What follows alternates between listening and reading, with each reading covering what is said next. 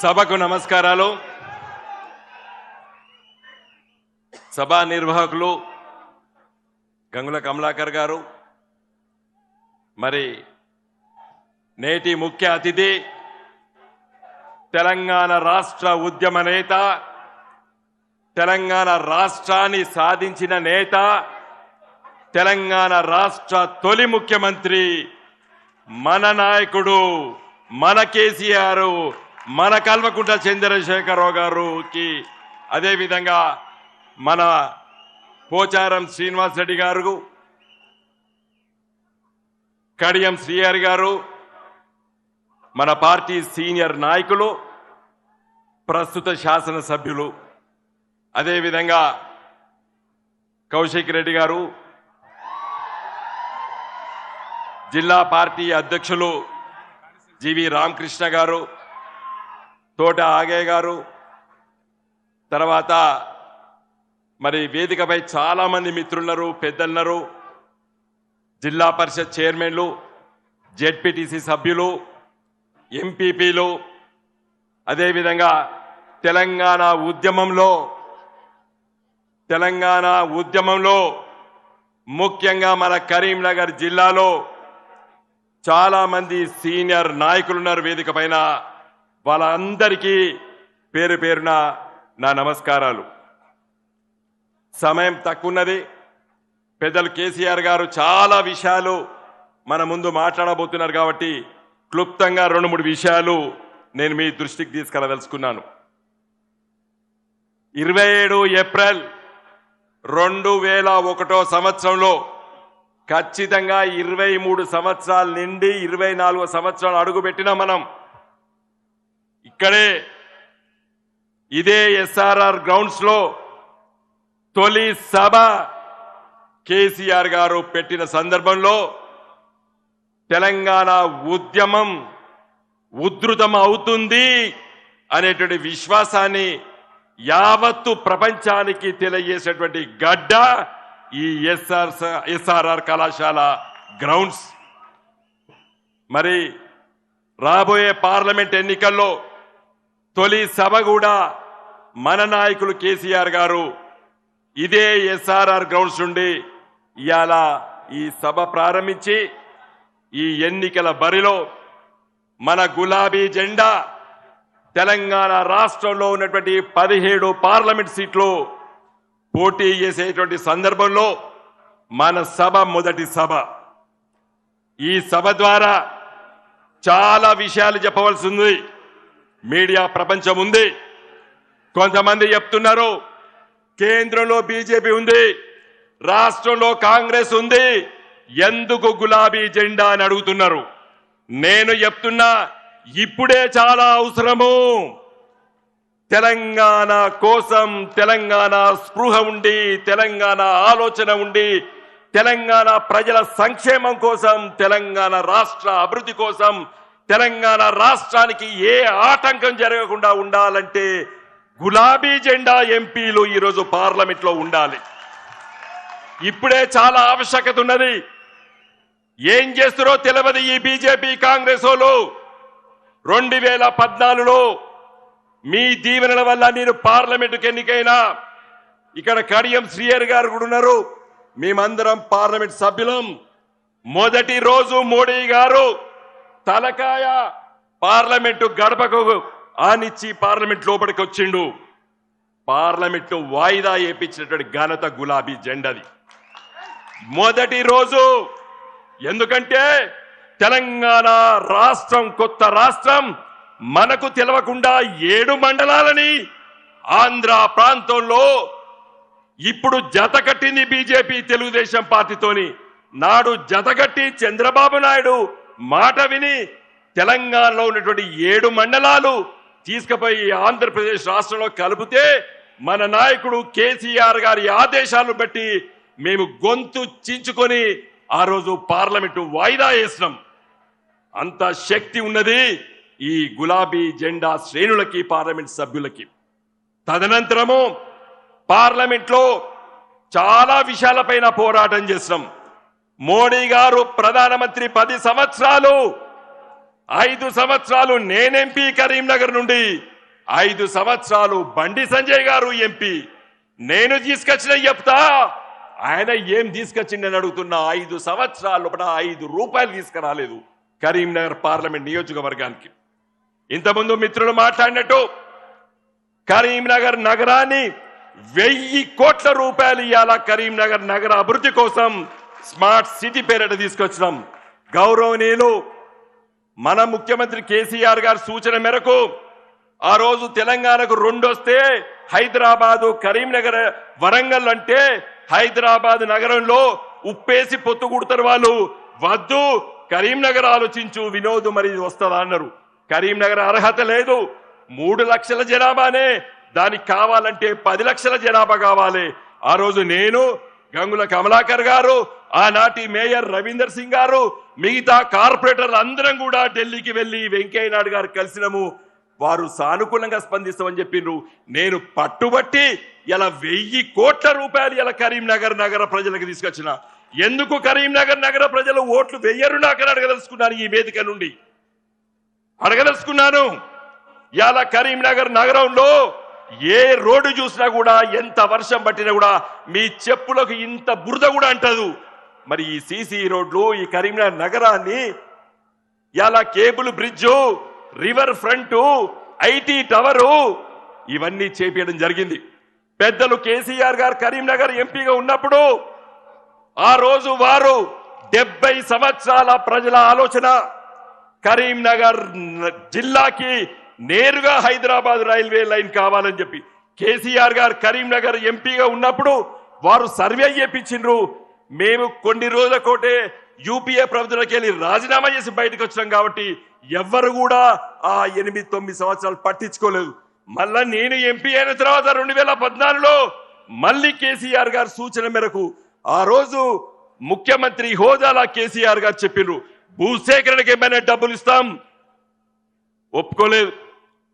1/3% డబ్బులు అంటే 1000 కోట్లు ఖర్చు అయితే 300 కోట్లు నువ్వే ఇవ్వాలంటే కూడా 3000 కోట్ల ప్రాజెక్టుకు 900 కోట్లు నేను ఇస్తా అని చెప్పి కేసీఆర్ గారు చెబితే కూడా ఒప్పుకోలేదు.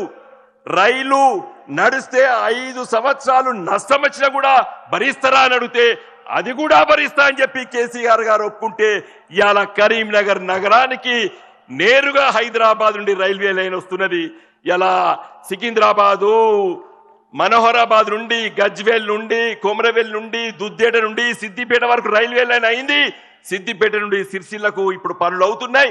సిరిసిల్ల నుండి వేములవాడ, వేములవాడ నుండి బోయినపల్లి నుండి కరీంనగర్ కొత్తపల్లికి వచ్చే ఏడాది అర్థంలో రైలు రాబోతున్నది. నేను చేసిన ఇది కేసీఆర్ గారి సూచనల మేరకు, ఆలోచన మేరకు. నువ్వు ఏం చేసావు బండి సంజయ్ అని అడగదలుచుకున్నాను ఈ వేదిక నుండి. ఇదే కాదు, నేను ఎంపీగా కాకముందు కరీంనగర్ జిల్లాకి ఒక్క జాతీయ రహదారి లేదు. మళ్ళీ మన కేసీఆర్ గారి సూచన మేరకు కరీంనగర్ జిల్లాకి, కరీంనగర్ నగరానికి 5 జాతీయ రహదారులు ప్రతిపాదన చేస్తాం. ఇలా 2 జాతీయ రహదారులు పనులు అవుతున్నాయి. ఆ 3 గురించి వెళ్ళి పట్టించుకునే నాదుడు లేడు ఈరోజు. ఇదే కాదు, ట్రిపుల్ ఐటీ కరీంనగర్ లో ట్రిపుల్ ఐటీ కావాలి. ఐఐటి కారక్పూర్, ఐఐటి చెన్నై, ఐఐ ఢిల్లీలో చదివిన పిల్లలని చెప్పుకుంటారు. ప్రపంచ వ్యాప్తంగా ట్రిపుల్ ఐటీ కరీంనగర్ లో చదువుకోవాలని చెప్పి వచ్చే 10 సంవత్సరాల లోపల కరీంనగర్ పేరు ప్రపంచ వ్యాప్తంగా మోగాలని చెప్పి నేను ప్రయత్నం చేసి చివరి వరకు పట్టుకొచ్చిన దురదృష్టవశాత్తు 2019లో నేను ఓడిపోయినా. బండి సంజయ్ గారు గెలిచిండ్రు. ఒక్కసారి కూడా మాట్లాడలేదు దాని గురించి. ఇలా కరీంనగర్ కు ట్రిపుల్ ఐటీకి 50 ఎకరాలు కేసీఆర్ గారు కేంద్ర ప్రభుత్వానికి అప్పచెప్పిండ్రు. అది పట్టించుకోకపోతే మొన్ననే మళ్ళా మేము ఒక ప్రభుత్వ మెడికల్ కళాశాల దాంట్లో పెడుతున్నాం.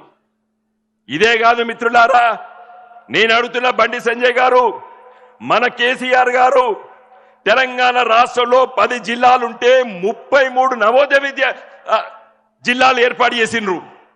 33లో 9 పాత జిల్లాలకు ఉన్నాయి, ఇంకా 23 రావాలి. ఒక్కసారి పార్లమెంట్ లో మాట్లాడలేదు. ఈ 4 బీజేపీ ఎంపీలు ఏం చేసిండ్రు? 5 సంవత్సరాల ఈ 4 ఎంపీలు గది కూడా తీసుకురాలేదు తెలంగాణకి. తెలంగాణ ప్రజలు ఎందుకు గెలిపియాలే బీజేపీ వాళ్ళని అడుగుతున్నా నేను సూటిగా అడుగుతున్నాను. ఏం చేసిండ్రు? ఒకరు కేంద్ర మంత్రి, ముగ్గురు ఎంపీలు పార్లమెంట్లో గొంతు చించుకొని మాట్లాడినా బహుశా మీరు లేనప్పుడు మీరు స్క్రీన్ మీద చూసి ఉండొచ్చు. పార్లమెంట్లో నేను 106 సార్లు మాట్లాడినా. తెలంగాణ సమస్యల పట్ల, కరీంనగర్ ప్రజల సమస్యల పట్ల, కరీంనగర్ అభివృద్ధి పట్ల నేను మాట్లాడినాను. మిత్రులారా, ఇంకా చాలా విషయాలనే చెప్పుకోబోతే ఇంకా ఎన్నికలు నెల రోజులున్నాయి. ప్రతి సభలో చెప్తా, నేను ప్రతి విషయాలు చెప్తా. ఎందుకు తెలంగాణ ప్రజలు గులాబీ జెండా ఎంపీలు పార్లమెంట్లో ఉండాలని. చివరిగా ఈరోజు బీజేపీ ఎంపీ బండి సంజయ్ గారు ఇవన్నీ మాట్లాడుతుంటే ప్రతి ఊర్లో ఫ్లెక్సీ పెట్టిండు. నేను ఈ పని చేసినా, ఆ పని చేసినా అని పెట్టిండు. ఏం చేసిండ్రా బిడ్డ అని చెప్పి మా వాళ్ళందరూ అడిగితే నాకు వాట్సాప్లో పెట్టిండు. నేను కూడా ఊర్లు విస్తృతంగా తిరుగుతున్నా గత 3 మాసాల నుండి. జాతీయ ఉపాధి హామీ పథకానికి 90 కోట్ల రూపాయలు మీ ఊర్లో పెట్టిండు అని చెప్పిండు. జాతీయ ఉపాధి హామీ పథకము 20 ఏండ్ల కింద మన్మోహన్ సింగ్ గారు ప్రధానమంత్రి ఉన్నప్పుడు, ఆ రోజు నేను కేసీఆర్ గారు మీ అందరం ఎంపీలు ఉన్నప్పుడు ఆ జాతీయ ఉపాధి హామీ చట్టం వచ్చింది. ఈయనకేం సంబంధం? చట్టం ద్వారా ప్రతి గ్రామాలపై ఎవరినడిగినా చెప్తారు 100 రోజులు పని దినం, అది మా హక్కు అని చెప్తారు. ఇది నేను తెచ్చినా అని చెప్తాడు. ఇంకొకటి అంగన్వాడీ ఆడబిడ్డలకు పోషకాహారం ఇస్తారు, అది రాసుకున్నాడు. అది మనమందరం ఇక్కడ ఉన్న వాళ్ళు ఎవ్వరు పుట్టక ముందు భారత ప్రభుత్వం ఇంట్రడ్యూస్ చేసింది. అది నెహ్రూ గారి కాలంలో, అది కూడా ఆయన ఇచ్చినట్టు రాసుకున్నాడు. ఒక్క పని పార్లమెంట్ సభ్యుడిగా ఒక్క పని చేసిండానని ఈ వేదిక నుండి అడగదలుచుకున్నాను. మిత్రులారా, ఇక్కడ వచ్చినటువంటి బీఆర్ఎస్ పార్టీ శ్రేణులు, సామాన్య ప్రజలందరినీ విజ్ఞప్తి చేస్తున్నా, ఈ వచ్చే నెల రోజులు చర్చ పెట్టండి. ఎవరు ఉండాలి పార్లమెంట్లో? పని చేసేవాడు ఉండాలనా? తెలంగాణ ప్రజల పట్ల స్పృహ ఉండేవాడు ఉండాలా? లేకపోతే గాలి మాటలు మాట్లాడేవాడు ఉండాలా? ఇలా ఎమ్మెల్యే ఓడిపోతే ఎంపీ అట. వీళ్ళకి చిత్తశుద్ధి ఉంటే నువ్వు ఎమ్మెల్యే దగ్గరే ప్రయత్నం చేసుకోవాలి. ఎంపీకి ఎందుకు వస్తున్నావు? ఇదేమన్నా పునరావాస కేంద్రమా? ఎంపీ ఎందుకు పోటీ చేసినావు నువ్వు మన ఎమ్మెల్యేగా? నీకు ప్రేమ ఉండి పార్లమెంట్ సభ్యుడిగా పనిచేయాలంటే నేనున్నా.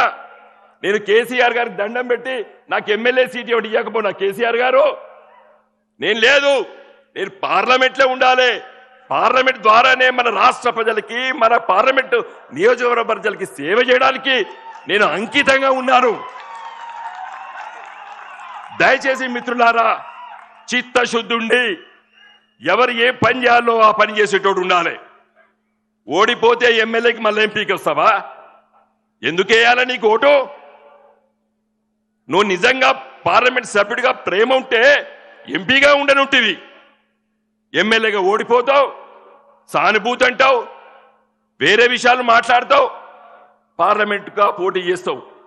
దయచేసి మిత్రులారా, ఇక్కడికి వచ్చినటువంటి ప్రతి కార్యకర్తని, నాయకుడిని, సామాన్య ప్రజల్ని నేను వేడుకుంటున్నా, వచ్చే 5 సంవత్సరాలు చాలా సమస్యల్లో కేసీఆర్ గారు చెప్తారు. ఎక్కడ పోయినా ఈ కాంగ్రెస్ పార్టీ అబద్ధాల పునాది పైన ప్రభుత్వం ఏర్పడ్డది. అబద్ధాల పునాదిపై ఏర్పడ్డది ఈ ప్రభుత్వం, రేవంత్ రెడ్డి గారి ప్రభుత్వం. అన్ని హామీలు ఇచ్చిండ్రు, ఏ ఒక్క హామీ కూడా నిలబెట్టుకోలేరు. తులం బంగారం అన్నారు, 500 రూపాయల బోనస్ అన్నాడు. ఇలా చాలా విషయాలు మన పెద్దలు మాట్లాడతారు. ఎలా అబద్ధాల పునాదిపై ఏర్పడ్డటువంటి ఈ కాంగ్రెస్ ప్రభుత్వాన్ని ఇలా ప్రజలు మార్పు జరగాలి, మార్పు జరగాలి, మార్పు జరగాలంటే మార్పు జరిగింది. ఏం మార్పు జరిగిందంటే ఇలా ఏడుస్తున్నారు. మీకు అందరికీ తెలుసు, మన కరీంనగర్ నియోజకవర్గంలో పంటలు ఎండిపోతున్నాయి, ధర్నాలు చేస్తున్నారు, పంటలు గాలబెట్టుకుంటున్నారు. మార్పు అంటే ఇది కాదు. మన కేసీఆర్ గారు మొన్న ముఖ్యమంత్రి అయి ఉండి ఉంటే మేడిగడ్డ దగ్గర అక్కడ కూర్చొని ఇంజనీర్లను చెప్పి ఒక కాఫర్ డ్యామ్ కట్టించి అవసరం ఉంటే ఒక 1000-2000 టిప్పర్లు తెప్పించి మట్టి తెప్పించి తొక్కిచ్చి అక్కడ కాఫర్ డ్యామ్ కట్టి ఇలా నీళ్లు ఆపుతే మన మిడ్ మానేరు ఎల్ఎండి నింపి ఇలా ప్రతి చెరువు కుంటను నింపి ఇప్పుడిప్పుడే పుట్టకస్తున్నటువంటి వరిని కాపాడి ఇలా రైతుల్ని బాగుపరిచేటువంటి గొప్ప నాయకుడు మన కేసీఆర్ గారు. ఇప్పుడు ప్రజలు గుర్తించిండ్రు. మార్పు అంటే గిది అనుకోలేదు సారు, మేము మళ్ళీ మార్పు జరగాలే అంటున్నారు. ఏం మార్పురా బిడ్డ అన్న, మళ్ళీ కేసీఆర్ రావాలే అంటున్నారు. కాబట్టి దయచేసి ఈ స్ఫూర్తితోని మనం ముందుకెళ్దాము. మనం ఈ పార్లమెంట్ ఎన్నికల్లో మన అభ్యర్థుల్ని గెలిపించుకుంటాం. కరీంనగర్ పార్లమెంట్ నియోజకవర్గంలో కేసీఆర్ గారు మన పార్టీ నిర్ణయాన్ని చేసి నన్ను అభ్యర్థిగా పెట్టినందుకు మీ ముందు వారికి నేను ధన్యవాదాలు తెలియజేస్తూ ఒకటే హామీ ఇస్తున్నా, రానున్న 5 సంవత్సరాల్లో పార్లమెంట్ సమావేశాలప్పుడు ఢిల్లీలో ఉంటా. ఎందుకంటే సమస్యలు తీసుకెళ్లి మాట్లాడాలి. రాష్ట్ర సమస్యలుంటే హైదరాబాద్ పోతా, మిగతా దినాలన్నీ మీ మధ్యలో ఉంటా. మళ్ళీ మన ప్రభుత్వం వచ్చేంత వరకు ప్రతి ఊరు ప్రతి కార్యదర్శి తిరిగి మన పార్టీని బలోపేతం చేసి, నిన్నొకరు చెప్పిన వాకిన్ ఇంటర్వ్యూస్ ఉంటాయి. వాకిన్ గవర్నమెంట్ మనది, వచ్చేది వాకిన్ గవర్నమెంట్. ప్రజలు ఇప్పటికే నిర్ణయం చేస్తున్నారు, వచ్చేది మన ప్రభుత్వం. కాబట్టి కష్టపడి పనిచేద్దాం, ఆ స్ఫూర్తితో ముందుకెళ్దాం. ఈ ఎన్నికల్లో దయచేసి మీరందరూ కష్టపడి నన్ను గెలిపించవలసిందిగా ప్రార్థిస్తూ సెలవు తీసుకుంటున్నా. జై తెలంగాణ, జై తెలంగాణ, జై తెలంగాణ.